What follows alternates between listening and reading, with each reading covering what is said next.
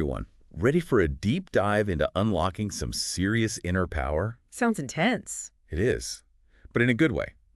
Today we're looking at a talk called Power to Overcome the Adversary. Okay. It's given by Elder Peter M. Johnson, Right. and it's based on Christian theology, but even if you're not religious, Right. the ideas here can really help you overcome, pretty much any challenge Definitely. life throws your way. That resilience. Right. Exactly, yeah. So what I find fascinating about this talk is that it starts with a really powerful premise. Okay. What's that? You have inherent potential. Like Wow. everyone has this incredible inner strength just waiting to be tapped into. I like that. It's like not just about overcoming obstacles, but about unlocking a whole new level of personal growth. But of course, there are always challenges, right? Always. And this talk brings up the idea of an adversary. Okay. Can you explain that a bit? Like, what does that mean? Absolutely. Think of it this way. The adversary is anything, any force, any obstacle that tries to hold us back. Okay. And that can be, external, Yeah. like a tough situation at work, or even internal, Oh, I see. like that little voice in your head, that self-doubt we all have sometimes. Oh, totally. It's like those moments when you feel tempted to Yeah. give up on your goals or question your abilities. Yeah. So how does this adversary work? What are its tactics? So Elder Johnson breaks it down into three things. Okay. He calls them the 3Ds. The 3Ds, all right. Deception, distraction, and discouragement. Ooh, those are good. And to illustrate this, Okay. he uses this really interesting story about Moses. Okay, I know Moses. From the Bible, yeah. Yeah, but refresh my memory on the story. So Moses is called by God to lead the Israelites out of Egypt. But right after this incredible calling, he's tempted by Satan. Hold on. For those of us who aren't Yeah. like Bible scholars, can you give a bit more context? Who's Satan in this? Okay, so in Christian theology, Satan represents that force of opposition, temptation, even evil sometimes. And in this story, he's basically trying to undermine Moses' confidence by calling him Son of Man, Okay. even though God had just called him Son of God. Oh, interesting. It's this sneaky tactic to make Moses forget his true identity and the divine power he has. So he's trying to trick him, Yeah, exactly. to make him think he's not worthy. Totally. And that's how deception works in our lives too, right? We might start to believe we're not good enough, not smart enough, not capable of achieving our dreams. It's that inner critic that whispers, "Who are you to think you can do this?" Wow, yeah. That feeling of self-doubt, it could be so... Paralyzing, right? Totally. So deception's about tricking us into underestimating ourselves. What about distraction? How does that play into this? Distraction is all about pulling us away from what really matters. Elder Johnson talks about how in today's world, Yeah. the distractions are endless, right? Social media, technology overload, It's everywhere. the constant stream of information. It's like this battle for our attention. He even quotes another religious leader who said, "The adversary's design is to distract us from spiritual witnesses." Now, even if you don't look at it from a religious perspective, that core message still holds true. Absolutely. These distractions, they can derail us from our goals, our values, Oh, tell me about it. Like, I feel constantly bombarded with notifications Right. and to-do lists. It's so hard to stay focused. What are some ways you've seen Yeah. distractions showing up in your own life? Well, for me, I think it often comes down to getting lost in the details. Yeah. Spending hours researching something, losing sight of the bigger picture. So think about your own life. What are those things that constantly pull you away from what matters most? That overflowing inbox, binge watching shows, maybe even comparing yourself to others on social media. Oh, that's a good point. It's so easy to get caught up in those things and lose sight of your own path. For sure. Okay, so we've got deception making us doubt ourselves, distraction pulling us away. What about this third D? Discouragement. Yeah, discouragement. It's that feeling of hopelessness, almost despair that can creep in when we face, setbacks or challenges. And actually, Elder Johnson shares a personal story about feeling discouraged when he started his doctoral program. Oh, wow. He was surrounded by all these brilliant classmates and started doubting his own abilities. That's so relatable. It is, right? It's easy to compare yourself to others and feel like you don't measure up. Absolutely. And that comparison can really steal our joy, make us question our worth. But the key, like Elder Johnson emphasizes, is to focus on our own unique path. Okay. And remember our inherent potential. It's not about being better than anyone else. Yeah. It's about becoming the best version of ourselves. I love that. Yeah. Okay, so we've got these 3Ds: deception, distraction, discouragement. Mm. that are constantly trying to hold us back. Right. But it sounds like there's hope. Elder Johnson doesn't just leave us hanging, right? What's the antidote to all of this? That's right. He actually gives us 4 powerful tools to help us overcome these challenges. Okay, this is where it gets really interesting for me. What are these powerful tools? Let's dive in. All right. So the first tool is to love God and others. Now, I know this might sound a bit religious at first, Yeah. but stay with me here. Elder Johnson explains that it can actually be interpreted, more broadly. Think about it as like aligning your actions with your values and finding purpose in serving something larger than yourself. Oh, okay. That makes sense. So it's not necessarily about, like, religion, Right. but more about connecting to a sense of purpose. Exactly. It could be your family, Yeah. your community, Mhm. a cause you're passionate about, Mhm. or even just like contributing to the world in a way that feels meaningful to you. This reminds me of when I volunteered at an animal shelter, and the feeling of helping those animals and making a difference in their lives, it gave me such a sense of purpose. Yeah, Like, it went beyond my own needs. absolutely. It was like, for a few hours a week, my focus wasn't on my own problems or worries, but on something bigger than myself. And that feeling of connection to Yeah. something larger than ourselves, it can be so powerful, It is. especially when we're facing those 3Ds, Totally. So, love God and others is about connecting to a deeper purpose. What's the second tool? All right, so the second one is to pray every day. Okay. And again, I know this one might not resonate with everyone, Right. but let's kind of broaden the interpretation a bit. Think of prayer as like mindfulness, Okay. introspection, or even setting intentions. Yeah, that's an interesting perspective. I've never been one for, like, traditional prayer, Yeah, but I do find that journaling helps me, like, achieve a similar sense of reflection and intention setting. exactly. It's all about taking that time for quiet reflection, connecting with your inner self, and focusing on what really matters. You could meditate, practice gratitude, or even just sit in silence for a few minutes. Mm-hmm. Just find what works for you. Find that inner connection. Exactly. So it's like creating that space to, like, quiet the noise of the world and tune into your own inner voice. Precisely. And that inner voice can be so powerful, especially when you're going through those moments of deception, distraction, or discouragement. Sure. Okay, tool number 3 is study the Book of Mormon daily. Okay, yeah. Now, that one definitely sounds pretty specific to a particular phase. Right. How can we apply this, like, more broadly? You're right, that one does seem very specific. Mm. But let's think about the underlying principle here. It's about engaging with inspiring texts, seeking wisdom, reflecting on personal growth.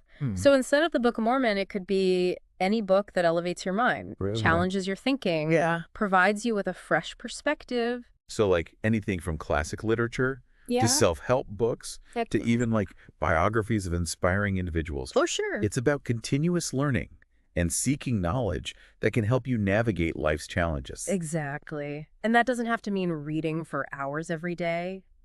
Even just a few pages of something insightful can make a difference. I love that. It's about making time for things that nourish your mind and your soul. Right. Okay, on to the final tool.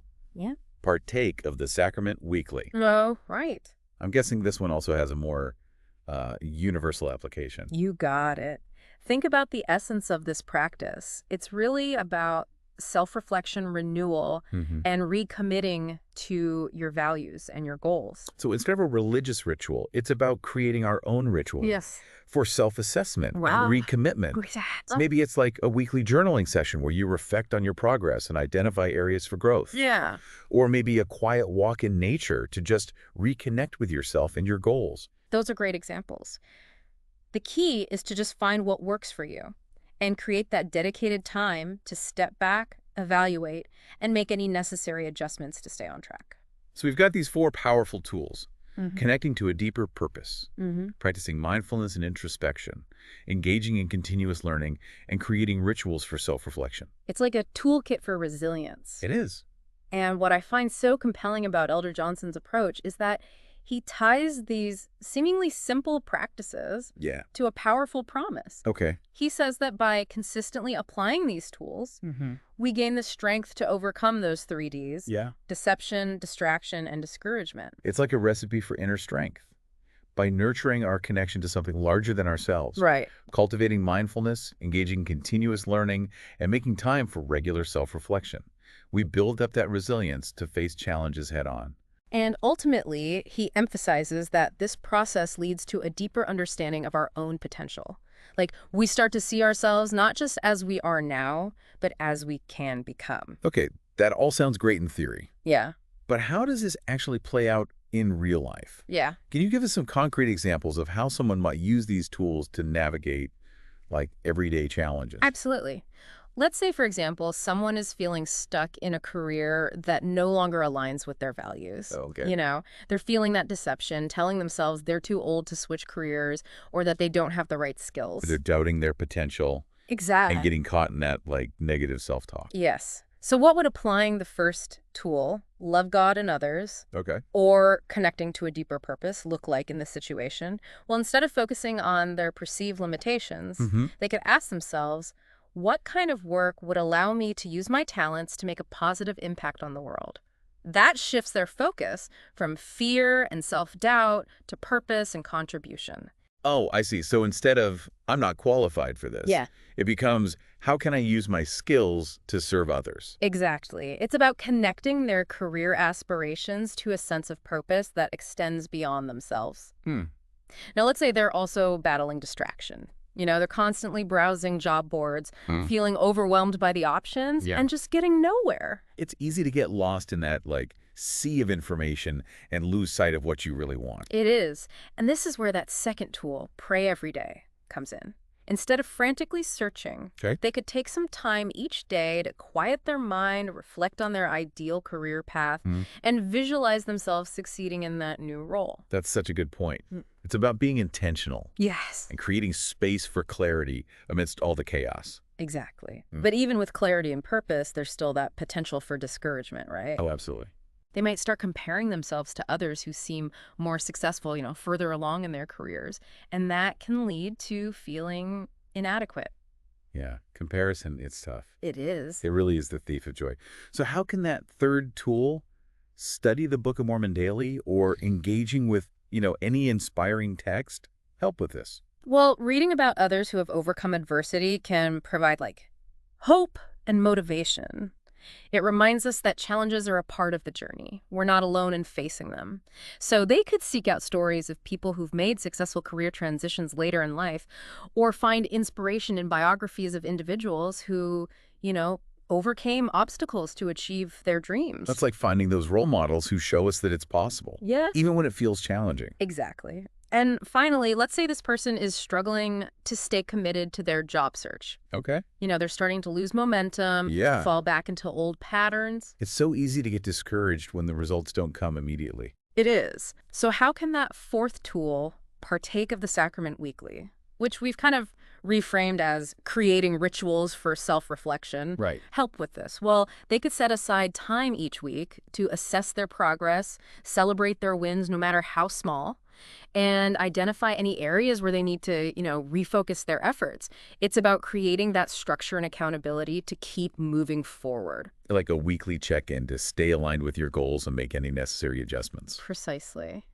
So you see, these four seemingly simple tools, when applied consistently, create this powerful framework for navigating the challenges of, a career change, or really any challenge for that matter. Absolutely. Yeah. It's about recognizing that we have the power to overcome challenges within us. These tools just help us tap into that power. For sure. And we've been focusing on this one example of a career change, but how can these principles be applied to other areas of life? Oh, absolutely. Think about relationships, personal growth, even just dealing with everyday stress.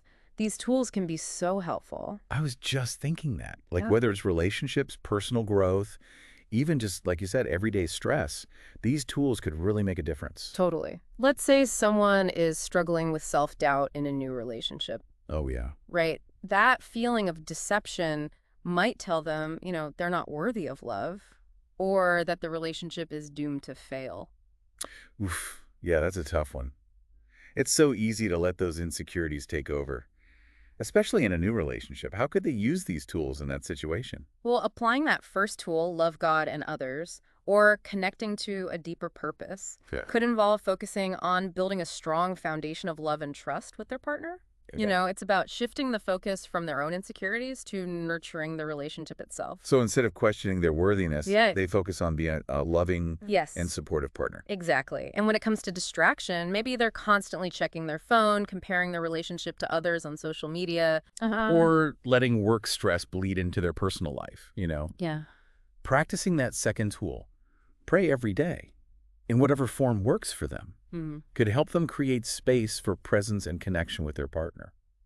It's about being present in the relationship. Yeah. Not letting those external distractions pull you away. Right. And then when those feelings of discouragement inevitably arise, maybe because of disagreements or challenges within the relationship, that third tool, study the Book of Mormon daily or engaging with any inspiring text, can provide solace and perspective. They could seek out books or articles about healthy communication, conflict resolution, building strong relationships. Totally. It's about learning from others who have navigated similar challenges and finding strategies for overcoming them. Absolutely. And finally, creating those rituals for self-reflection, like we talked about with the fourth tool, could involve setting aside time each week to check in with themselves, assess the health of the relationship, like asking themselves, am I showing up as my best self in this relationship?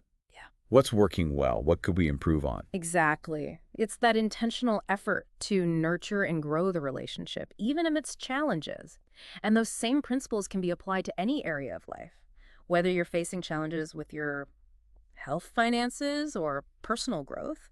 These tools can provide that framework for navigating those obstacles and coming out stronger on the other side. I love how these tools, even though they're rooted in a specific faith tradition, they can be adapted and applied to anyone's life journey. Right. They're like universal keys to unlocking our inner strength and resilience. And that's what I think makes Elder Johnson's message so powerful. He's not just telling us that we have this power within us. He's showing us how to access it and use it to create positive change in our lives. It's like he's giving us a roadmap for turning challenges into opportunities for growth, Totally. for transformation. And what's so remarkable is that these tools are available to everyone. Yeah. They don't require special skills, resources, or even a particular belief system. It's about making that conscious choice to cultivate these practices in our lives. So to recap, we've explored these 3Ds, deception, distraction, and discouragement, and how they show up in our lives, trying to hold us back from, reaching our full potential. Right. And we unpacked Elder Johnson's 4 powerful tools for overcoming these challenges: connecting to a deeper purpose, practicing mindfulness and introspection, engaging in continuous learning, and creating rituals for self-reflection. It's like having this toolkit for resilience, filled with practical strategies for, any challenge. Exactly. And ultimately, it's about remembering that we all possess inherent worth and the power to overcome. It's about embracing our potential and using these tools to create, a more fulfilling and meaningful life. What a powerful message. So as we wrap up this deep dive, I want to leave you with a thought-provoking question to ponder. What deceptions, distractions, or discouragements might you be facing right now? And how can you apply these principles to overcome them and, step more fully into your own power? Maybe you're feeling stuck in a rut, struggling with negative self-talk, or feeling overwhelmed by the demands of everyday life. Whatever challenges you're facing, remember that you have the strength within you to overcome them. These tools can help you unlock that inner power and create the life you truly desire. And if you're feeling inspired, I encourage you to, explore Elder Johnson's full talk. It's filled with even more insights and inspiration that can guide you on your journey. This has been such an insightful deep dive, and I hope you've gained some valuable tools and perspectives to help you navigate your own challenges and create a life filled with purpose, joy, and resilience. Thanks for joining us.